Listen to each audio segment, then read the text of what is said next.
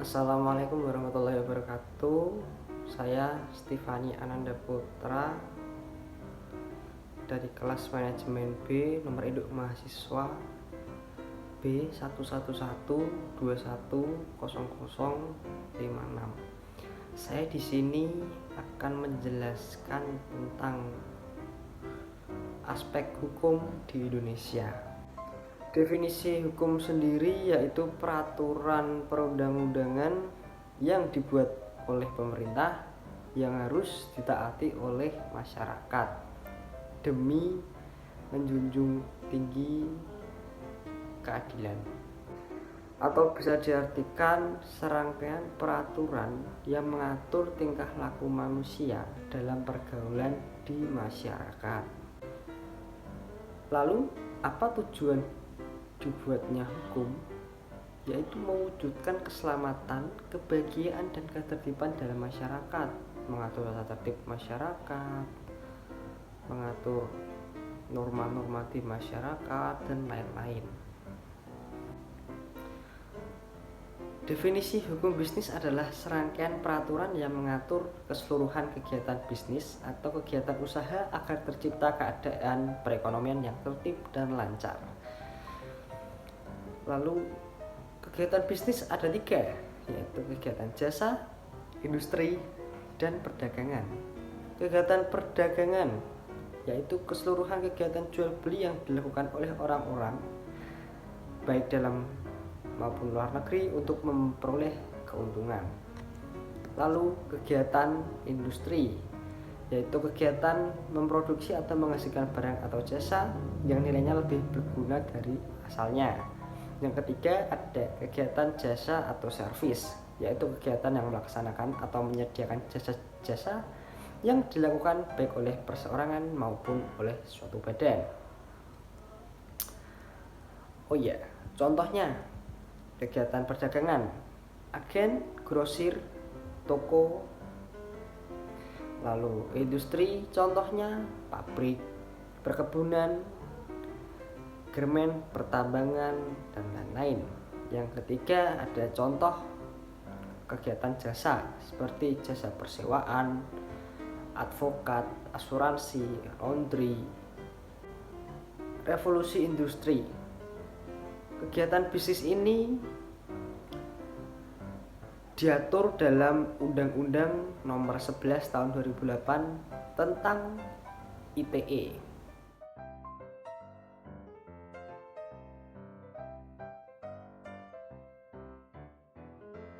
Selanjutnya saya akan membacakan tentang tugas nomor 3. Tugas kedua dalam pembuatan video.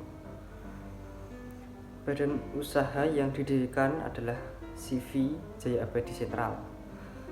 Alasan saya memilih badan usaha ini agar usaha ini memiliki tempat yang resmi dan legal untuk mempermudah dalam menggerakkan sistem badan usaha, seperti dalam hal pengadaan barang yang memerlukan sarana dalam melakukan kerjasamanya. Dalam perjalanan bisnis, seringkali kerjasama dalam pihak lain, terutama perusahaan atau instansi besar dan resmi, mensyaratkan adanya badan usaha yang legal menurut hukum. Misalkan untuk mengikuti tender dari instansi pemerintah atau perusahaan swasta. Perusahaan-perusahaan yang diperbolehkan mengikuti tender tersebut adalah perusahaan yang berbentuk JV atau PT. JV Jaya Abadi Sentral bergerak di bidang industri F&B. Dibangunnya badan usaha ini pasti memiliki dasar hukum yang harus diketahui, yaitu KUH Per dan KUHD. Kemudian ada PP nomor 24 tahun 2014 tentang pelayanan perizinan berusaha terintegrasi secara elektronik. Adapun cara pendirian yang harus diketahui dan dilakukan, seperti pengajuan nama CV ke Menteri Hukum dan HAM, pembuatan akta pendirian di notaris, tanda tangan pendiri CV pada akta, pengurusan SKDP, pengurusan NPWP, daftar CV ke pengadilan negeri, pengurusan nomor izin berusaha, dan melakukan pengumuman ikhtisar resmi. Dalam pendirian CV, hal permodalan tidak diatur dengan ketentuan khusus. Artinya, tidak disebutkan besaran modal dasar yang wajib dimiliki, dan juga disetorkan pendirinya.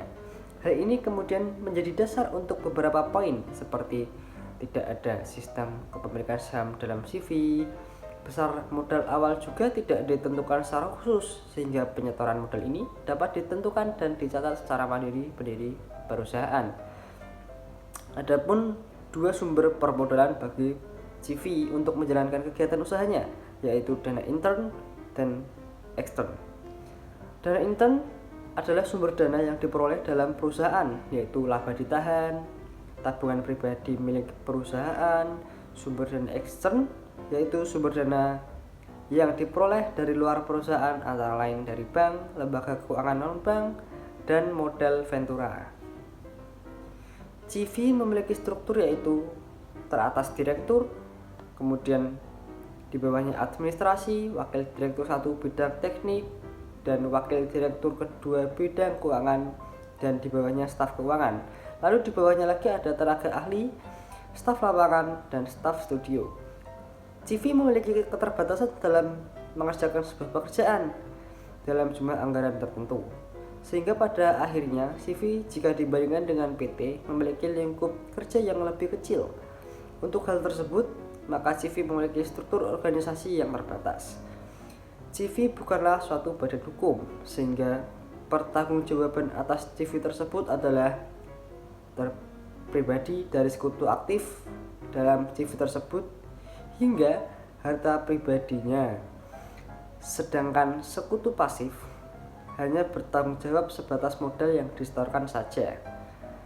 Dalam hal adanya kerugian yang diderita oleh CV, namun harta dari CV tersebut tidak cukup untuk menutupnya, maka kerugian tersebut menjadi tanggung jawab sekutu aktif.